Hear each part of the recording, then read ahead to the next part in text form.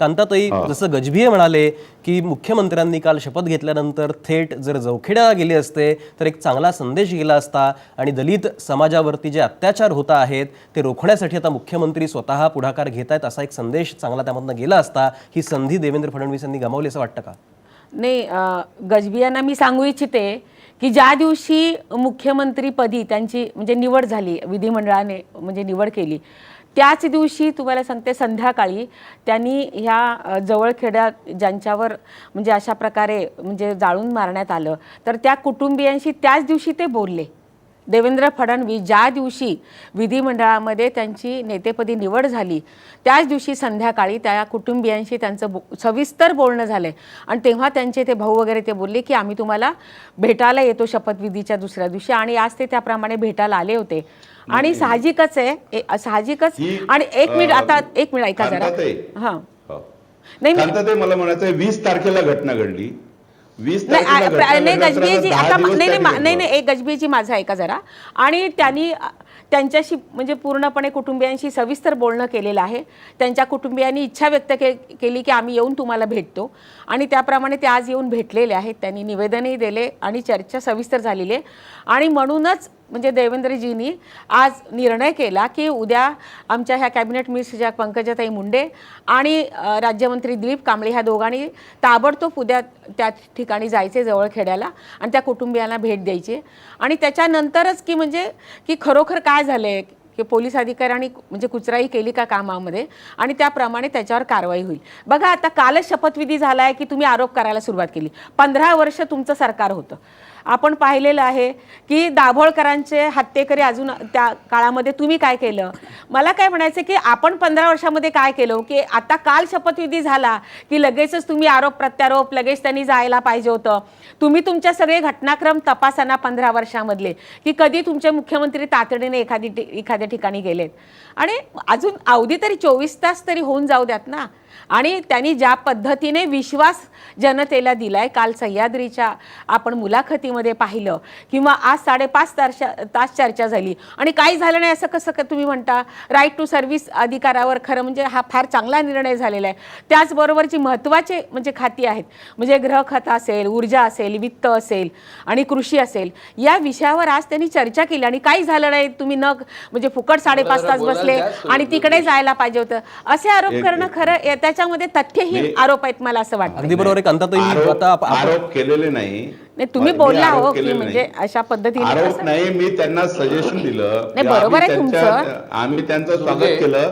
मला हे म्हणायचं होतं याच्यामध्ये की ह्या राज्यामधली अत्यंत घृणास्पद अशी घटना आहे. शेलार साहेब, मी येतो तुमच्याकडे. गजभियांचं बोलणं पूर्ण होतं, मी तुमच्याकडे येतो. मग या राज्याला काळीमा फासणार या अगदी बरोबर आहे, अगदी बरोबर आहे. मी तुमच्या मताशी सहमत आहे. आणि ही पहिली ऐका गजभियेजी, ही ऐकून घ्या ना 1 मिनिट. आणि आम्ही ज्या दिवशी घटना घडली त्या दुसऱ्या दिवशी मी त्या ठिकाणी जाऊन आलो. माननीय अजितदादा पवार साहेब त्या ठिकाणी जाऊन आले. आम्ही संपूर्ण माहिती आमच्या पक्षाच्या नेत्यांना दिली आणि त्यांना मदत करण्याचं आश्वासन दिलं. आणि आता आम्हाला देवेंद्र फडणवीस हे कर्तव्य दक्ष मुख्यमंत्री राहतील असं मला विश्वास आहे. आणि म्हणून मी त्यांना असं म्हटलं नाही की ते काम करणार नाही, परंतु असा मेसेज गेला असता त्या ठिकाणी मुख्यमंत्री जर गेले असते. राज्यासमोर अनेक प्रश्न आहे, आम्ही त्या प्रश्नावरती आलोच नाही, आम्ही त्या संघर्षावरती आलोच नाही. आतापर्यंत जे या समस्यांना एक रान उठवणारे मुख्यमंत्री आणि त्या ठिकाणी तावडे सर आहेत किंवा मग त्या ठिकाणी मुनगंटीवार आहे, हे विरोधी पक्षनेते त्या ठिकाणी आलेले आहेत. त्यांना या समस्याची जाण आहे. त्या समस्याची जाण असल्यामुळे आज त्यांनी तिथे जायला पाहिजे होतं अशी माझी भूमिका आहे. मी त्यांना आरोप प्रत्यारोप करत नाही, परंतु तिथे गेले असते तर या राज्यातल्या दलितांच्या ज्या भावना आहेत त्यांना थोडं हे वाटलं असतं की नाही खरोखरच या ठिकाणी या नेत्यांनी आम्हाला त्या ठिकाणी न्याय दिलाय. त्यांना न बोलावता आपल्याजवळ स्वतः ते जवखेड्याला नगरला गेले असते तर आणखी बरं झालं असतं. अगदी बरोबर आहे की ते तिकडे गेले असते तर काल संध्याकाळी शपथविधी झालाय, 24 तास झालेले नाहीयेत. काल संध्याकाळी शपथविधी झालाय, खाते वाटप अजून झालेलं नाही. अनेक गोष्टी अजून अनेक प्रक्रिया असतात विधिमंडळामध्ये, एवढं काही ते सोपं नसतं. आणि त्यांनी आता ठरवलंय की आज म्हणजे ज्या वेळेला कॅबिनेटची मिटिंग झाली त्याच्यामध्ये त्यांनी ठरवलं 5.5 तास गृह खात्यावर सुद्धा चर्चा जास्त वेळ केली आणि खरंच जवळखेडला जो म्हणजे घटना घडलेली आहे ते अत्यंत दुर्दैवी त्यांनी सांगितलं ते बरोबर आहे की महाराष्ट्राला काळिमा फासणारी घटना आहे आणि त्यामुळं तिथल्या आरोपींना ताबडतोब शिक्षा झाली पाहिजे, त्यांना पकडलं पाहिजे आणि पोलिसांनी निरपेक्ष भावनेने त्या ठिकाणी आरोपींना पकडलं पाहिजे या मताशी मी पूर्णपणे सहमत आहे. आणि म्हणून तर मी तुम्हाला सांगितलं की अहो त्यांना ते संवेदनशील आहेत म्हणूनच म्हणजे नेता निवड झाल्याबरोबर संध्याकाळी त्यांनी स्वतः म्हणजे त्यांच्या कुटुंबियांशी संपर्क साधला आणि त्यांच्याशी ते बोलले. म्हणजे कुठेतरी संवेदनशील असल्याशिवाय मुख्यमंत्री असे करत नाहीत. ताबडतोब त्यांनी त्यांच्याशी बोललेले आहेत. आज 5.5 तास मिटिंग झालेली आहे आणि तातडीने उद्या लगेच या दोघांना सांगितले की तुम्ही रात्री निघा आणि उद्या त्या कुटुंबियांना भेटा. आणि अहो तुमच्या काळामध्ये असं आम्हाला खरं म्हणायचं नाही, हे दुर्दैवी घटना आहेत. अशा अनेक घटना घडलेल्या आहेत. लगेच अगदी 15 वर्षामध्ये कुठले मुख्यमंत्री तातडीने गेले त्याचं त्यांनी खरं रेकॉर्ड द्यावा. बरोबर आहे. अगदी पंतप्रधान तुम्ही म्हणता तो मुद्दा, तुमचा मुद्दा आणि तुमच्या भावना लक्षात आलेले आहेत. याच्या अगोदर मी माहिती देतो तुम्हाला. एक मिनिट गजबे साहेब, आपण दुसऱ्या मुद्द्याकडे जाऊया. गजबे साहेब आपण दुसऱ्या मुद्द्याकडे जाऊया, कारण जवखेड्याच्या संदर्भामध्ये आज त्या बैठकीमध्ये नाही पण अहो मुद्दा राहतो आमच्या सरकारने काही केलं नाही म्हणून मला सांगायचं आहे. एक मिनिट गजबे साहेब, आपण शेलारांकडे जाऊया. त्यांना नेमकी काय भूमिका मांडायची ते आपण त्यांचं म्हणणं ऐकूया. शेलार साहेब बोला. नाही, एक आहे की मी आता अनेक चॅनेलवरती पक्षाची बाजू मांडायला जातो आणि यांचं गव्हर्नमेंट आल्यानंतर सध्या भारतीय जनता पार्टीचे प्रवक्ते हे गेल्या 15 वर्षात काय घडलं याच्यावर वेळ घालवतात.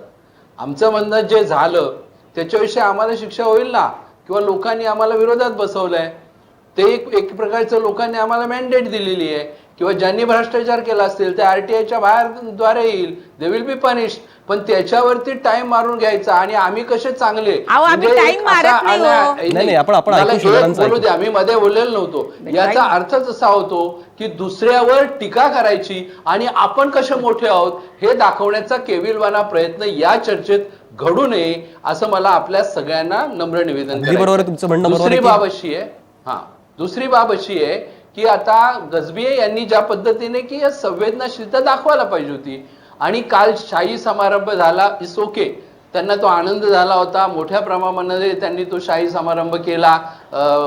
दुर्दैवाने कालचा दिवस असा होता की या भारताच्या प्रथम महिला पंतप्रधान यांचा हा मार्टियर डे होता, 31st डे. असू द्या, तरी पण एक वेगळ्या प्रकारे गजबी यांनी एक इच्छा व्यक्त केली व ठीक आहे, त्यांना वेळ मिळाला नाही, फोनवर बोलले आणि मग परत त्याच्यावरती कसे ते संवेदनशील आहेत, काय आहेत ते आपण भविष्यामध्ये बघूया ना. त्याच्यामुळे हा वेळ जास्त घालू नये असं मला वाटतं. अगदी बरोबर आहे. आपण पुढच्या मुद्द्याकडे पण जाऊया. आपण कार्यक्रमात आता खरं म्हणजे एक वेळ झाली छोट्याशा ब्रेकची. आपण पाहत राहा आवाज महाराष्ट्राचा.